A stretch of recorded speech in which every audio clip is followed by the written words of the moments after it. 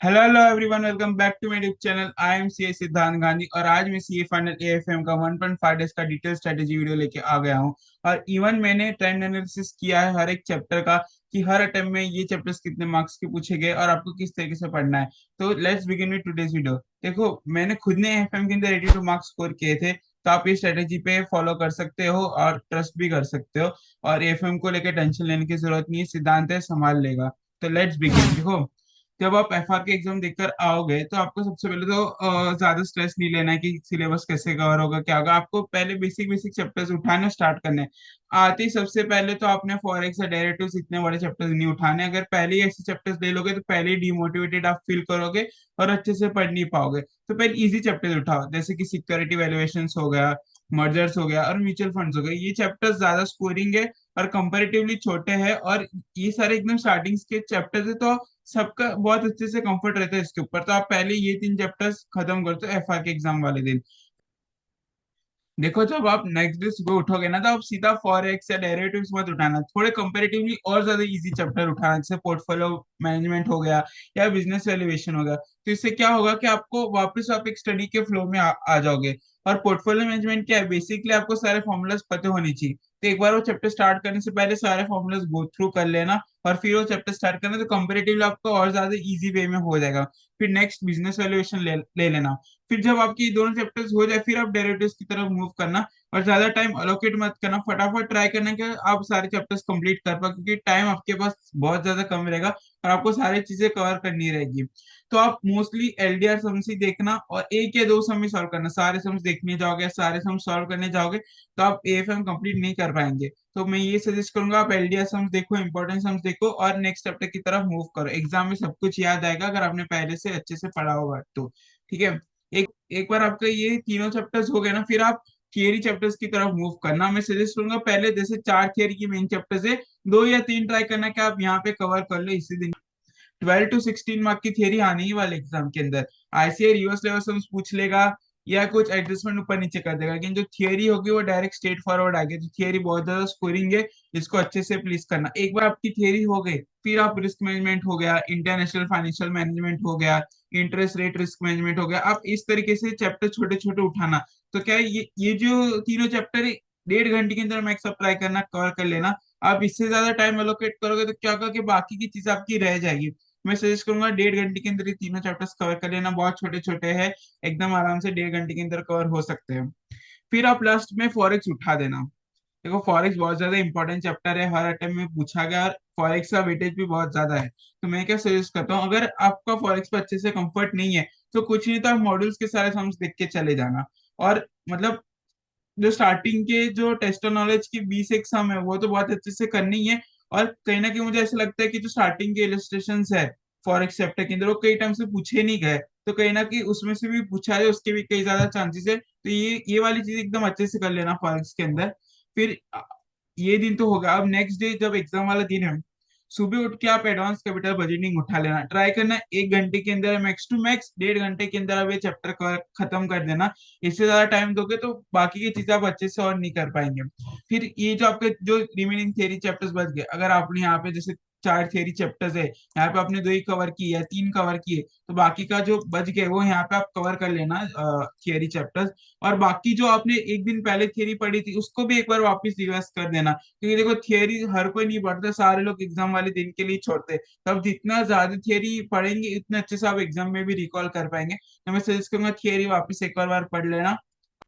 देखो, एक बार theory cover हो गई तो फिर आप क्या करना कि जो भी एलडीआर सम्स है जिसपे आपको कंफर्ट नहीं है, देखो यहाँ पे मैंने एक टेबल दे रखा है, आप यहाँ पे चैप्टर्स के नेम लिख देना जिसपे आपको डाउट है या मतलब अच्छे से आपको नहीं आते, उसमें से कौन सा क्वेश्चन है और कौन से पेज नंबर पे। तो एक बार थियरी कंप्लीट हो गई तो एग्जाम हॉल में जाने से पहले ये वाले सम्स आप वापस रिफर कर देना।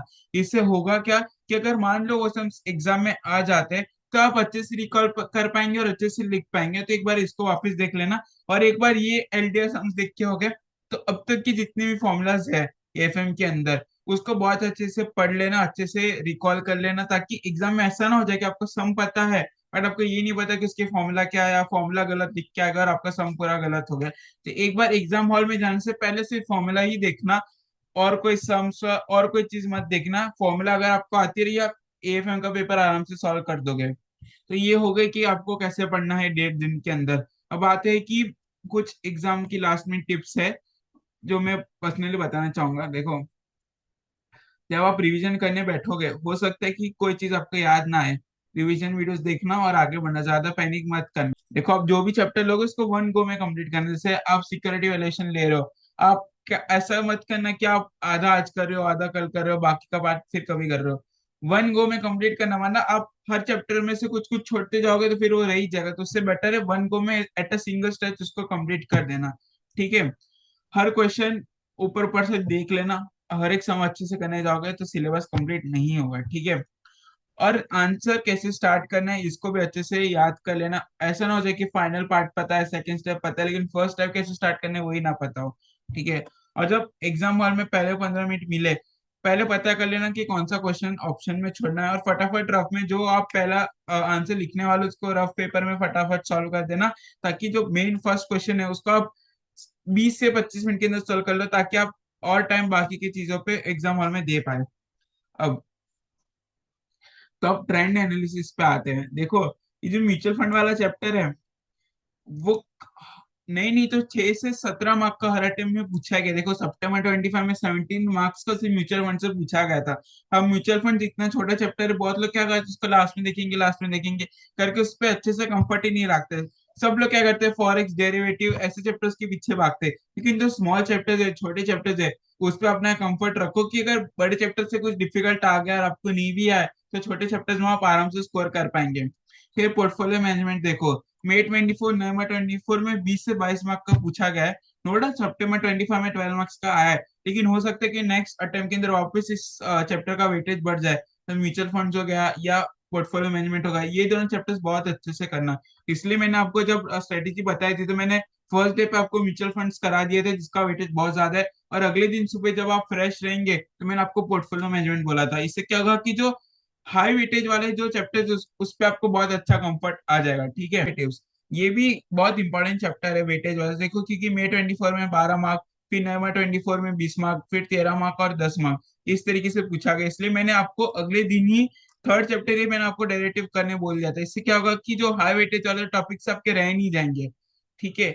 अब फॉरेक्स का वेटेज देखो आप, 16 मार्क्स, 14 मार्क्स, 12 मार्क्स, 17 मार्क्स, धीरे धीरे इसका भी वेटेज बढ़ता जा रहा है। अगर आप टेक्निकली देखो तो हर अटेम्प्ट में इसका वेटेज बढ़ता गया है। इसलिए मैंने आपको बोला है कि फॉरेक्स अच्छे से करना। हो सकता है कि आपका कंफर्ट ना हो इसके ऊपर, तो मॉडल्स के सम एटलीस्ट कर लेना। और जो स्टार्टिंग के इलस्ट्रेशन है वो भी कई टाइम से टेस्ट नहीं किया आईसीए ने, तो हो सकता है कि ये टाइम में वो चीज आईसीए टेस्ट कर ले। एनालिसिस, ये तो जो नॉर्मल चैप्टर्स है, बट थियरी चैप्टर्स का भी आप देखो। 4 मार्क 4 मार्क तो मतलब मिनिमम 4 मार्क का हर अटेम्प्ट में पूछा गया थियरी चैप्टर के अंदर से। तो थियरी चैप्टर अच्छे से करना। 12 से 16 मार्क का तो थियरी पूछा ही जाने वाला है एग्जाम के अंदर, और आप उसको स्किप करना अफोर्ड ही नहीं कर सकते। थियरी क्वेश्चंस आप लिखोगे, स्ट्रेट फॉरवर्ड आएंगे और वो ज्यादा स्कोरिंग है, तो अच्छे से करना। और देखो, मैं आपको पर्सनली ये बोलूंगा कि एएफएम जो है वो ग्रुप का सेकंड पेपर है, लेकिन एग्रीगेट भी ये पेपर बना के देता है। क्योंकि एफआर फर्स्ट पेपर रहता है, बहुत लोग इतना कॉन्फिडेंस में नहीं रहते और ऑडिट में स्कोर करना बहुत ज्यादा डिफिकल्ट हो जाता है। लेकिन एएफएम एक ऐसा सब्जेक्ट है जो आपका पूरा ग्रुप का एग्रीगेट बना देगा। और अगर आप बोथ ग्रुप दे रहे हो तो ये एएफएम ऐसा पेपर है कि आपको पूरा एकदम सब लेवल अप करके दे देगा। तो एएफएम के पेपर के अंदर में सब मत करना है, इसको अच्छे से पढ़ना।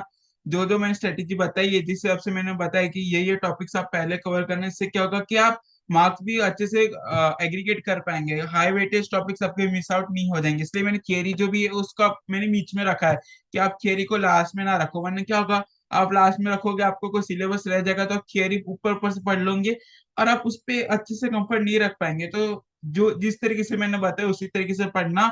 And all the best for exam. और मैं हर एक सब्जेक्ट के लिए 1.5 डेज की स्ट्रेटेजी वीडियो लेके आने वाला हूँ, उसका ट्रेंड एनालिसिस लेके आने वाला हूँ कि आपको कैसे पढ़ाई करनी है, तो आप इंपॉर्टेंट अपडेट मिस ना हो जाए आपसे। इसके लिए आप जरूर सब्सक्राइब करके रख देना, और अब तक वीडियो देखा हो और अच्छा लगा हो तो do like share and subscribe. Thank you so much.